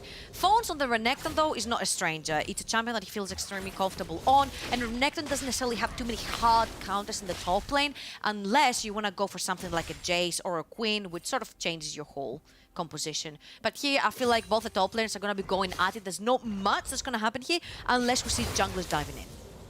Now for Gamer Legion, their first 10 minutes, as we've said before, are win. where they look their strongest. Yeah. That's where they find the skirmishes, that's where they find the plays. But look at the defensive vision line that's being set up by Chocolate and Zagenda here. And we called Rogue a clean team, but can we really dive into what does that really mean? It means that they always play with vision. They choose to pick teamfight composition. Usually with a teamfight composition, you have to sacrifice something. Whether that is wave clear, whether that is winning your lanes, whether that is early engages, early ganks, early leads. They do sacrifice that. They know when to give away heralds and dragons, and when they are actually really heavily having their items, and they can go back in and get these team fights. It's about recognizing your win conditions and cleanly executing on them, and this is exactly what a Go Rogue are doing. Right now they know that they are on the back foot because Gamer Legion is stronger in the early game, setting down the vision. Whoa! What a beautiful knockup there as Grand Entrance will find the cancel, but now Trimby is going way too far forward. Yanan has quite some damage early game here. I'm going to assume a visual bug, but it looked hilarious because it looked like Wisdom was going to go on a magical journey, but into the sky. He's playing Alien Bard. Maybe he was pulled out by his UFO. There he goes. He goes back in. I can't believe he made it out of that. Okay, our observers are smurfing. Listen, he was so high up that he was out of range for autos. Yeah, that's the... Even the elk was like wondering what in the world. What did I just witness as we see the push coming through? In the end, no one dies, but it is a sizable CS disadvantage here for the Gamer Legion bot lane. And that is sort of the domino effect that we've been talking about so many times. When you lose both summoners on Wisdom, when you're extremely squishy onto that badge, you have to respect the appearance of the enemy jungler coming down bot lane. You have to play a little bit further back. And even though the Vel'Koz lane is extremely oppressive because she constantly pushes on you and pokes you, with Wisdom playing behind, Yanan has to also follow his support. Now, if both of these two teams take it slow, which is something that traditionally Gamer Legion have not really liked to do. They're more of a fan, as we said before, the skirmishing, the more oppressive style of gameplay. Snowball from there and then try and find edges. What if both teams take it easy, take it slow, and we just see a leisurely game for the next 5 to 10 minutes? Who has the advantage there? We're talking about 20 minutes into the game. Yeah. You always have to give it into the bruisers. The first items are extremely cheap. You see Blade of the Ruin King onto the Renekton. Same for the Aurelia. This is where they spike. This is where they want to be taking brawls, skirmishes, moving around the map. And also you see that on the other side, there's a lot of scaling coming through, which takes a lot more time. Both mid lane and bot lane, Woolite and Chocolate, respectively, are going for the tier builds. This is going to take a while until it comes into play, which means that the two bruisers are going to have a lot more power over them. Also means that, presumably, Rebel will have the opportunity to just farm up that first jungle item, and that is something that I think the AP junglers have become more and more popular. The farming junglers really like. Yeah, but this is not what Rebel is used to giving us. I mean, we just saw his Hecarim game. He just showed us what he can do, but maybe this time they're taking it a little bit more leisurely. I just like how Agorog are actually ahead in the bot lane and the mid lane, which is exactly where you would expect that to happen. Because Volibear is picked on the top side, playing a little bit weak side, playing lane back, playing the big, heavy, beefy tank later on in the games. But as you can see, there is quite a bit of goal difference in the jungle because Lilia is the farming jungler. Skarner is meant to fall behind because you're a little bit slower cleaning out your camps. Yeah, you need to take down all the monsters, and it's going to take a little bit longer as we see a extended trade coming through as Zigenda looking and looking. We will see the dominance being used, whereas no Stormbringer going to come out here from Zigenda. Will be getting the better end of that trade. And I really like that here from Zigenda because if you look at their summoner, Zigenda does not have the teleport to go and join the dragon. And Phones now, he doesn't want to go and join that without having Dominus up and available for him because he will be extremely squishy to potentially a Skarner ult into an Orianna Shockwave. So I love Zigenda's aggression here because he sees what he needs to do. He needs to keep Phones in lane because he is on a TP disadvantage and he does that beautifully. Very good trade there. And the man that got a Penta last game, Knight, thus far has been chilling in the mid lane. Hasn't really gotten anything. He's on Aurelia. He's allowed to chill a little bit. He doesn't need to snowball. It's, of course, once it does snowball, an incredibly oppressive pick. But it's, as you said before, that one item spike you're looking for, a couple of levels into the Blade Surge, and then all of a sudden you become a big threat. Noticeable here is that unlike past Gamer Legion games, we don't see any early dragons being taken here, as we get yet another trade. And this time it's a little bit more dangerous. I think Zigenda can actually take that. Zanzara's around. Yeah, and there comes the Stormbringer. Phones flashes away, but here comes Zanzara. He finds his target, doesn't even need to use the ultimate, and that's first blood for Zigenda. That's pretty huge. Zigenda is usually the guy carrying, together with Chocolate, the Agorog squad. Now onto the Volibear, get these defenses up and rolling. That means he can play frontline from very early before the Bruisers even have items to try and kill the backline of Agorog. But now you see that the trade is happening right here, and Zara is going to be very happy to take the Rift Herald in the top lane while Gamer Legion is trading for the Dragon. I will say that overall the trade really benefits Agorog because they have the more scaling champions. You see that they're sitting on T's, both mid and bot. Now there's... Oh! Okay. Yep. Okay. That's a very good trade. It was already okay. Zigenda is feeling himself because he's going Trinity Force, Volibear. We thought he was going to play meaty frontline, wall, beefy, whatever you want to call this frontline, shield. No. He's playing carry Volibear. It's not Big Bear, it's Strong Bear. And no doubt that Zigenda eventually is going to pick up. I mean, it's Zigenda. What did we expect? Right. Tell me what we expected. It was Zigenda. Yeah. And it does mean that, especially with the kill that he picks up, he's able to leverage that lead so much better over a player like Phones, who, interestingly enough, even on the Renekton, Phones traditionally is the player who gets very little resource on Gamer Legion, because we said, you already pointed out Yarnan and his kind of utilitarian enabling style. That's the same for Wisdom, Yarnan, and Phones as well, even on a pick like the Renekton, because when it comes to like the big plays, the carry, it's generally Rubble and Knight. Yeah, I absolutely agree with you. This is why you see Rubble and Knight sort of chilling right now. They need to hit their big first power spike items. We have that for Lilia. Her jungle items completed. That's a sleep, and the Drowsy will come through. Tempered Fate, not going to find anyone, but you can't escape that sleep. But a beautiful disengage from Trimby there. he does use the quickness, but that's all, and would have been a kill otherwise.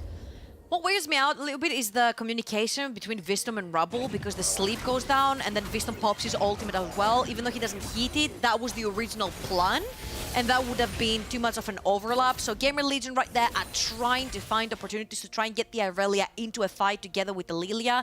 They miss the mark. Zanzara gets out alive.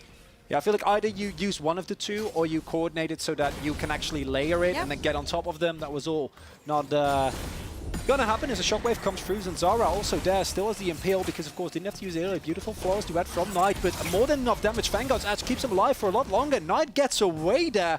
Beautiful play. Now Rubble a bit enthusiastic, and the plates will go to Rogue here. Remember what we talked about for a go Rogue? Oh.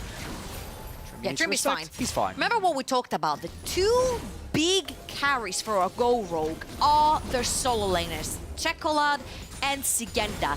Chocolate is slapping Knight in the mid lane right now, forces his flash, ahead in CS, ahead in experience. Sigenda gets a kill over phones, goes straight into that Trinity Force. Zanzara and Rubble will meet each other. It's a 2v2 in the top lane, teleport available for the mid laner, and it will come through. Chocolate joining the fight here.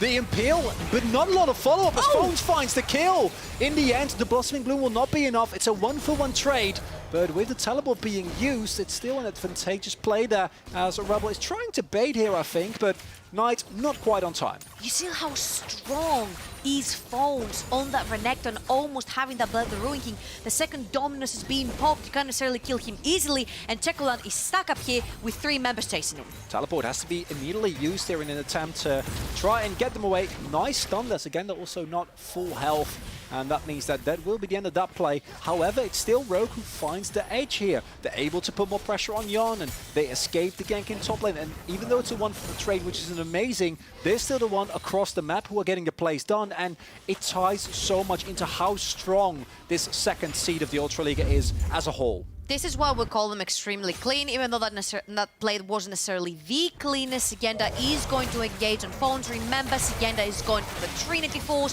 He's not as tanky, which means Phones is able to chuck him down even before Rubble's Lilia arrives. And then, luckily for a Go Rogue, Chocolate has his TP available to come in and save the day.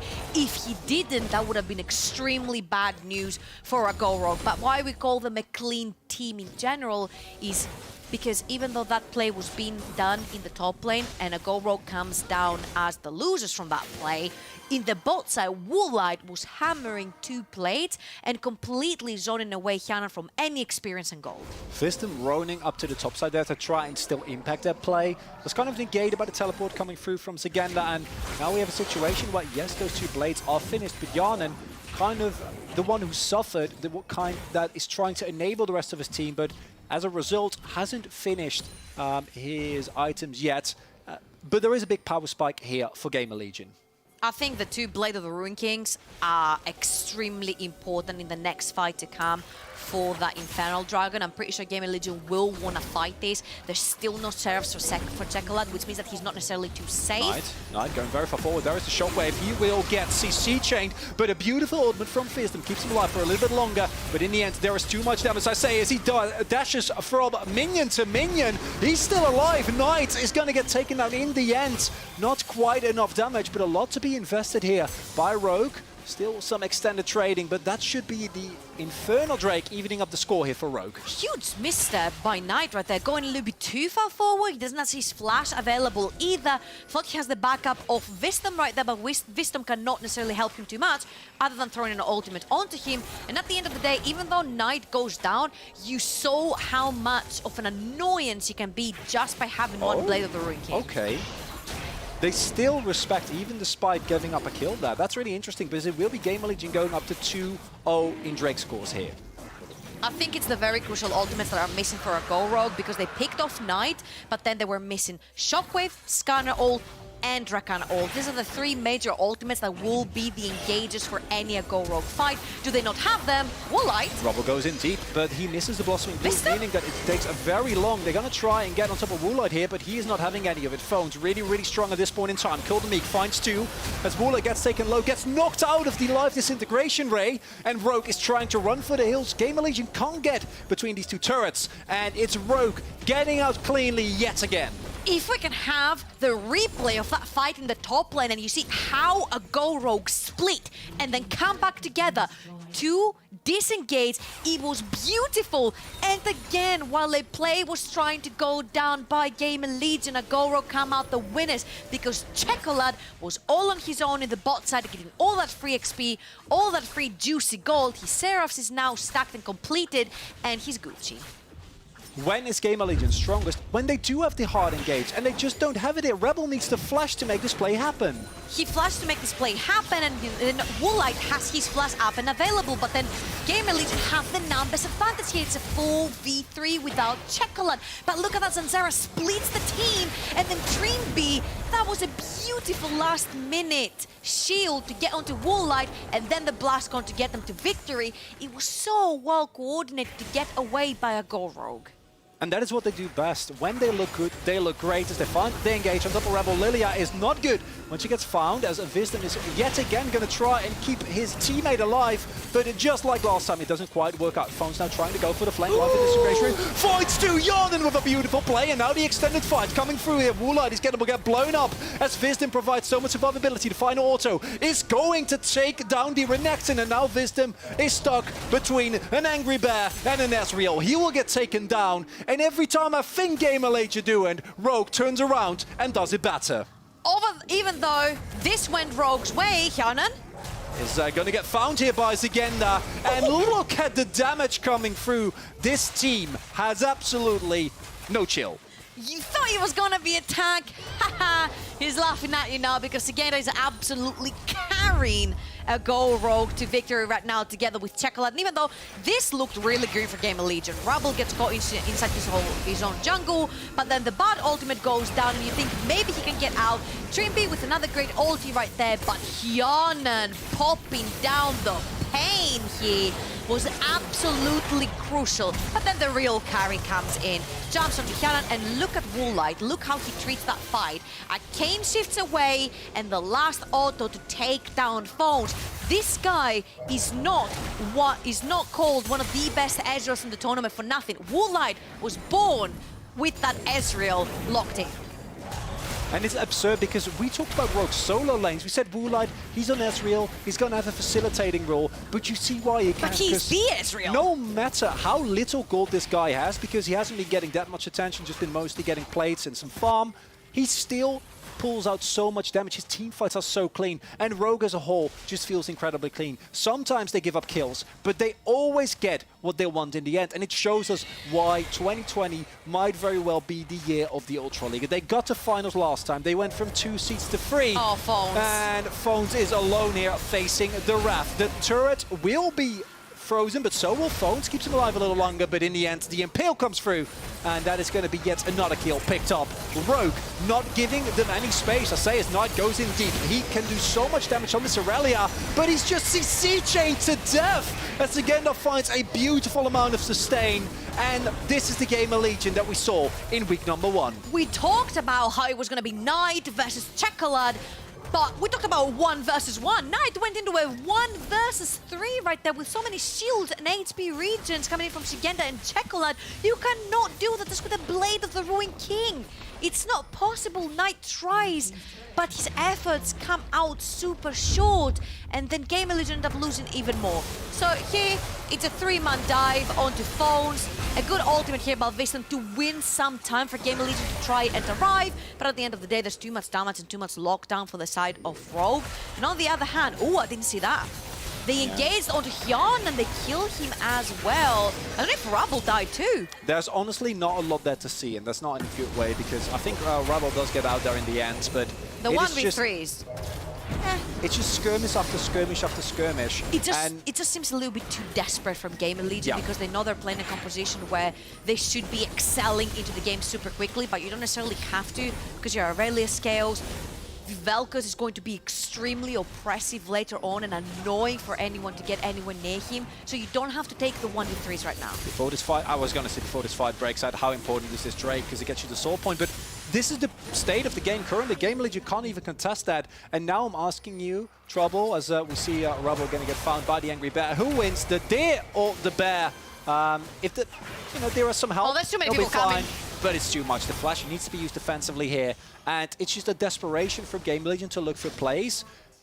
And they're not finding any. Rogue is too clean. You shouldn't be in there. Honestly, you shouldn't be invading if you're Game Legion. You have absolutely no vision. A Go Rogue are so far ahead from you right now. They will melt you down. Death Stance almost completed onto Sigenta as well. This guy is going to be putting down the pain and never dying on the bear. You've got 2 items onto Chocolate, the 2 core items onto Woolite. They are locked and loaded as far as a Go Rogue carries are concerned. On the other hand, you see that they're trying to scrap to get their second items up and completed. The Black Cleaver needed for the set of phones in the top lane. I've seen a Wit End coming in from Knight, and for Hyanon, he really needs some penetration coming in. Knight now is going to get engaged on as the rest of the team from Rogue does not want to let this Aurelia go, as yet again these Tempered Fates have been amazing, but there's not enough damage. Maybe this time the collapse will come through. Trimby buying a lot of time as Phones just gets outright demolished by the rest of Rogue. Hyanon finds yet another kill, and now Rogue start diving. That's maybe a little bit optimistic as a 2-man sleep does come through,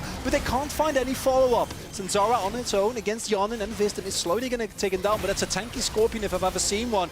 Shield comes through from Trimby. Knight can't quite join the fight. Grant's entrance will get flashed, and now Rogue are stuck between a rock and a hard place. Hyanon is going to go down after the flash. That's terrible, as Knight is under his turret yet again, with Chocolate doing so much. The limit testing from Rogue is just insane. The way that they can find these skirmishes time and time and time again. Rogue should have died 10 times in this dive.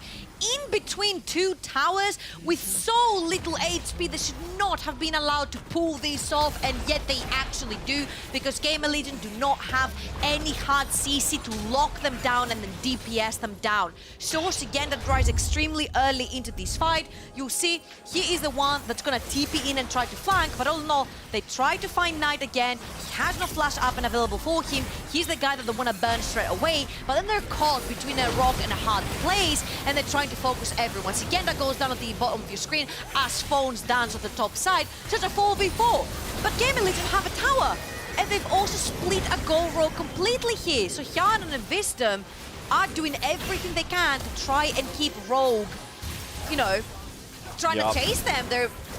It's impossible. Look at Zanzara's HP. The Loot and Seiko proc does not kill him. Hyanon ends up flashing there, then they chase Knight underneath the tower with no minions at all. This is peak a Go Rogue.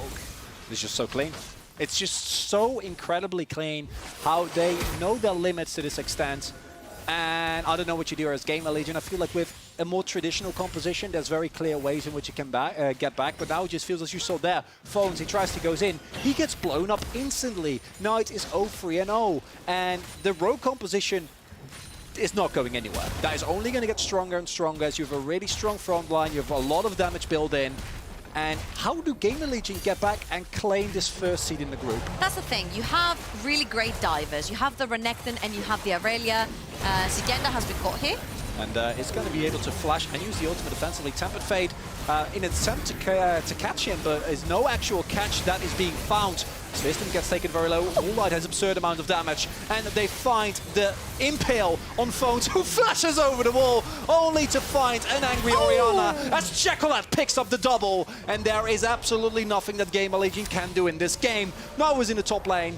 He got a turret, but I don't think that's worth it, Trouble. You know what? I'm glad they didn't reply what Game Legion need to do, because what they need to do is find picks on the side lanes. They have a very good 1-3-1 composition. Yeah, they can have trouble shadowing the side lane where Knight is right now. Knight, I feel like he really needs a Sheen on where he is, because he's not doing enough damage on the all-ins. And you see Sigenda, you thought you caught the bear, but you didn't necessarily do that, because the whole of a Go Rogue is right behind him, getting ready to defend their pet friend.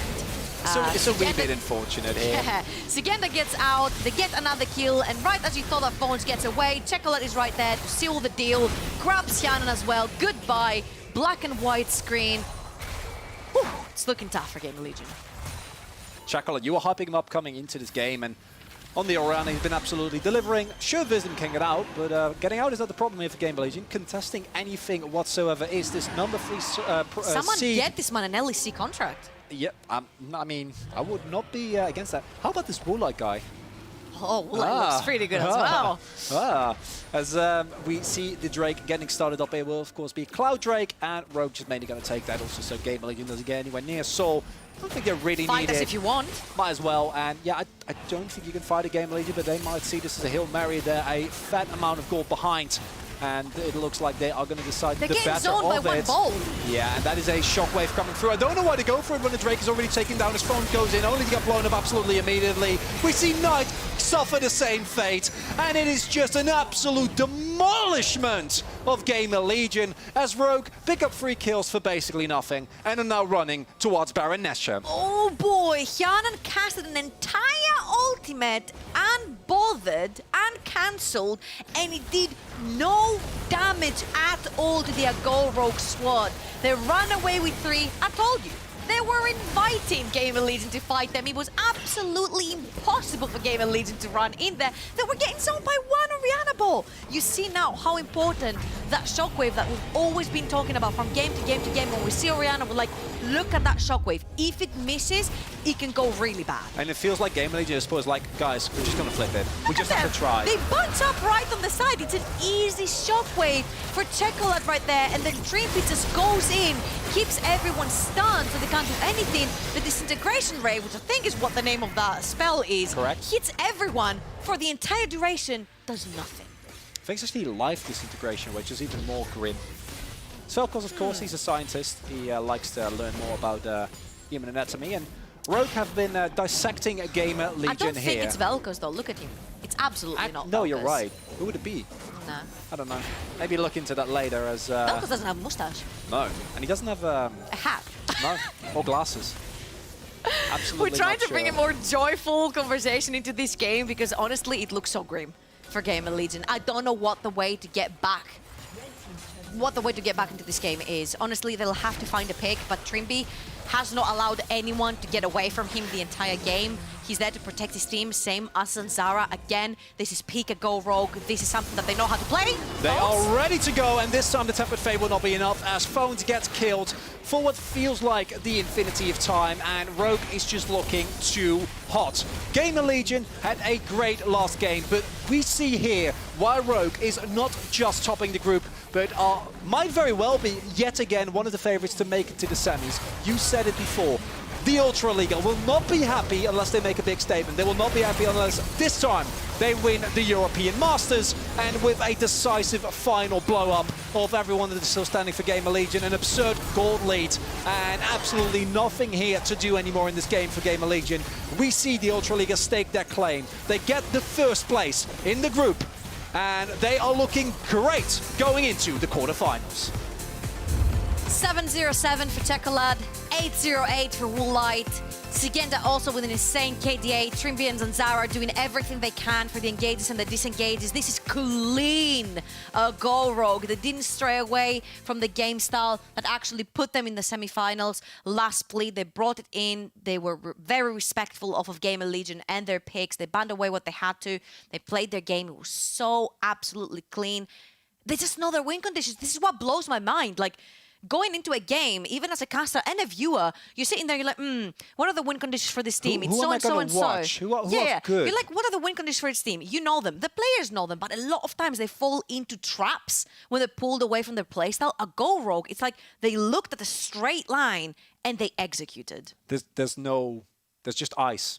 It's just ice-cold veins, a plan, and then clean execution. And we saw both sides of Gamer Legion today. We saw the very good side of Gamer Legion in the first game. And then in this game, the early game didn't really go to their liking. And then we did see them try again and again and again. And it didn't really work out. I think me and you had a conversation before that started where we were like, okay, Gamer Legion have pulled a lot of melee champions. We've seen a lot of quadruple champion compositions coming out of Gamer Legion. And I specifically turned around and told you, I don't think this is gonna work versus a Go Rogue, man. They know how to cut you, they know how to engage you, they know how to do both at once, and that was the exact composition we just saw from them. We're going to go to a short break, and then we will be back with a nice wrap-up of the day. Don't go anywhere.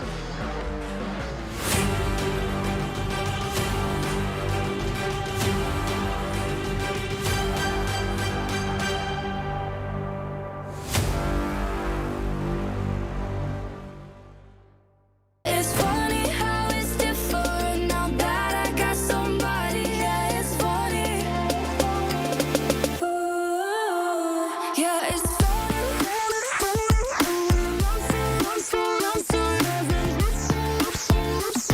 My hands are on his body. Yeah, it's funny how it's different now that I got somebody. Yeah, it's funny.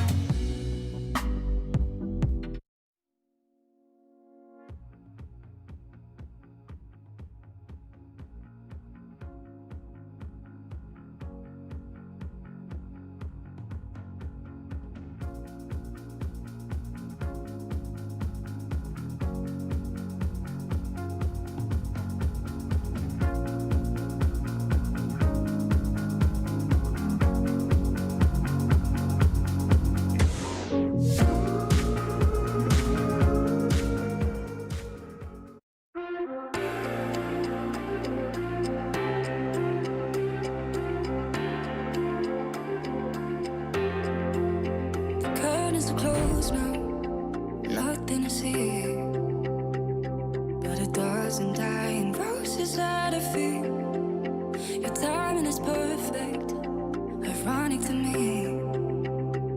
Showing up the moment that you shouldn't be. Last time I checked, you're the one that left. Last words you said, that you couldn't care less.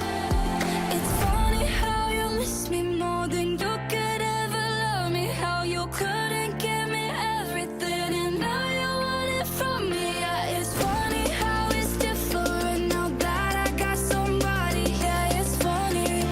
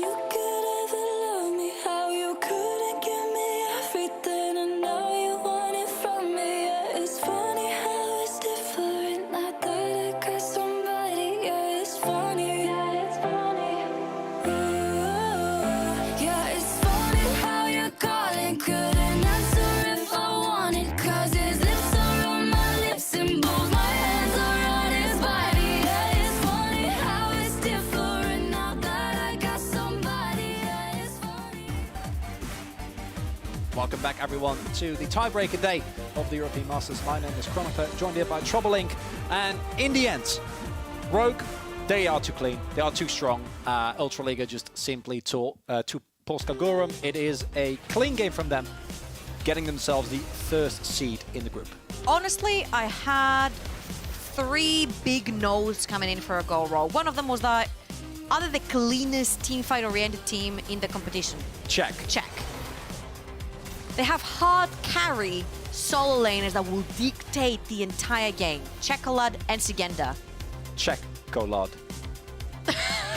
Yeah, continue. And the third one is Sorry. that they will not be happy with anything else other than a first place leading into a European Masters title.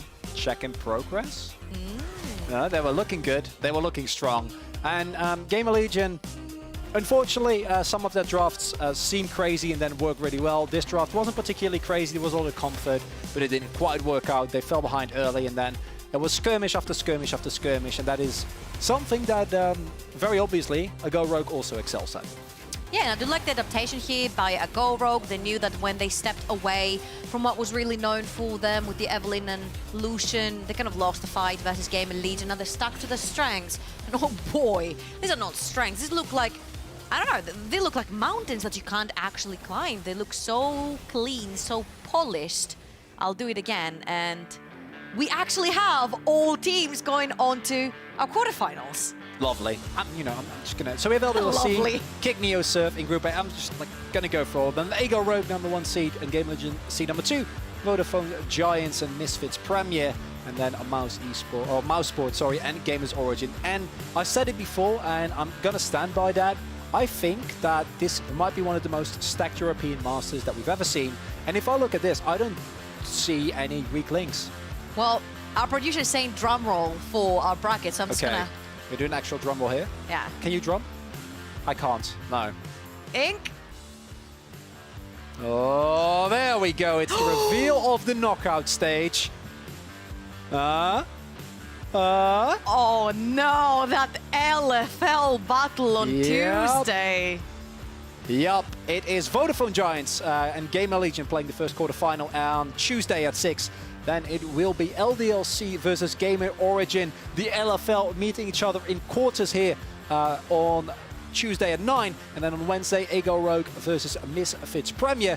Closing off the quarterfinals with Mouse Sports versus Kick Neo Surf. All I'm seeing in this knockout stage is the fact that LDLC and Kick have the likes to meet again in the finals. And there is a chance for an all-French finals. There is a chance for an all-DAC region finals. But there is no Polska chance final for an all-Polish finals. Oh man. Okay, give me your favorite game. That's really hard. I have it spotted. I think Go Rogue versus Misfits Premier. I'm very out for that one. Oh, I'll go one down. Mouse Sports versus Kick. Yeah, that's going to be good as well. Ooh, That yeah. is because that is, again, like Rogue, one of the cleanest teams against one of the most in-your-face, skill check, gonna flash on your head and murder you teams. I'd like to also get your predictions, seeing the teams roll like this. Who do you think will go forward? For the first one, my brain says Giants, but my heart says Gamer Legion. You have to pick one, Chronicler. Come on. No. I need to do no such thing. I'm a play-by-play caster. I don't need to know anything. You need to do the actual prediction, the actual analysis. I have plausible deniability there. But what I was saying before, I think still applies here. I don't feel like there is a substantial mismatch between any of these teams. I feel any of these quarters you can predict either way, and I have no clue who's going There's to go no through. seeds 1, seeds 2. There's nothing of that. They're all stacked teams coming in. We know that we're going to lose one French team at least in the first knockout stage. And this is going to be a hit for the LFL. But at the end of the day, they do have the chances to get the whole LFL final. We have our chances to get the reverse from LDLC and Kick meeting again on these finals. And this is where I'm pumped. All the best of threes coming in. It gets even crazier. It's already been a crazy EU Masters, and if you just tuned in or you haven't seen enough or you want to watch back, make sure to go to twitch.tv/EU Masters, and then you can see the beautiful games that we just witnessed. And I think that if I look at that, I really don't know. Now, I often don't know things, but in this specific scenario, I feel like I know even less because there are so many good teams, so many good players, so many individual highlights, so many stories to tell. You can't predict. I do feel like for the SLO, it looks the hardest because Giants, Gamer Legion, you know, might be considered one of the weaker ones, or at least more inconsistent. But then I look at the next enemy that they're going to get, and it's going to be either LDLC or Games Origin. And there's either the defending tournament champion or Games Origin, which is really, really, really good as well. I mean, the LFL is good overall. Oh, They yeah. have three teams in the playoffs, and they're the most stacked region at this point. They're the defending region. Yeah. Yeah. So, is it really your favorite? Mouse versus versus Kick? You're going to go with that? I'm all about the Ultra League. Who's going to win it? And with Kick. what score? Kick. I want the LDLC Kick finals. You want a rematch? Yeah. Okay. I respect that. Who's going to be MVP of the series? Oh, come on, man. You went too far. It's going to be Pokestyle. It's going to be Pokestyle. And on that note, we are going to take off. We will see you for the quarterfinals that are going to start next Tuesday. Have a very good evening and see you then.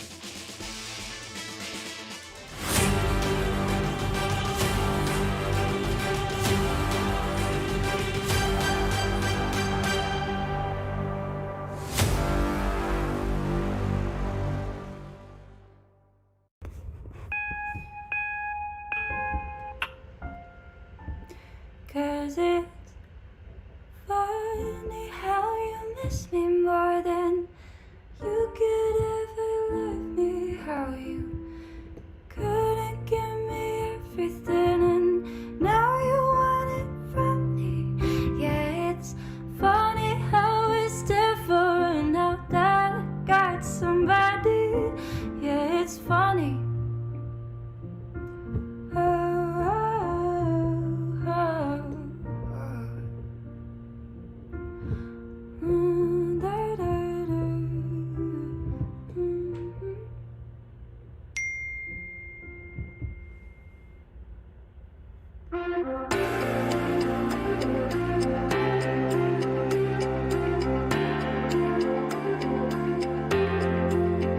Curtains are closed now, nothing to see, but a dozen dying roses at her feet. Your timing is perfect, ironic to me, showing up the moment that you shouldn't be. Last time I checked, you're the one that left. Last words you said, that you couldn't care less. It's funny how you miss me more than you could ever love me. How you couldn't give me everything and now you want it from me. Yeah, it's funny how it's different now that I got somebody. Yeah, it's funny. Ooh, yeah, it's funny.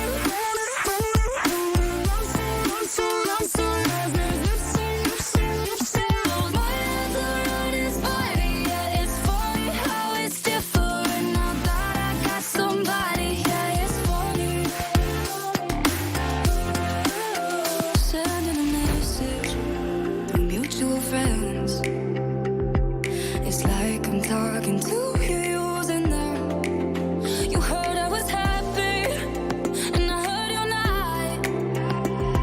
I guess freedom didn't feel like you thought. Last time I checked, you're the one that left. Last words you said, that you couldn't care less. It's funny how you miss me more than you could ever love me. How you couldn't give me everything and now you want it from me. Yeah, it's funny how it's different now that I got somebody. Yeah, it's funny. Ooh, yeah, it's funny.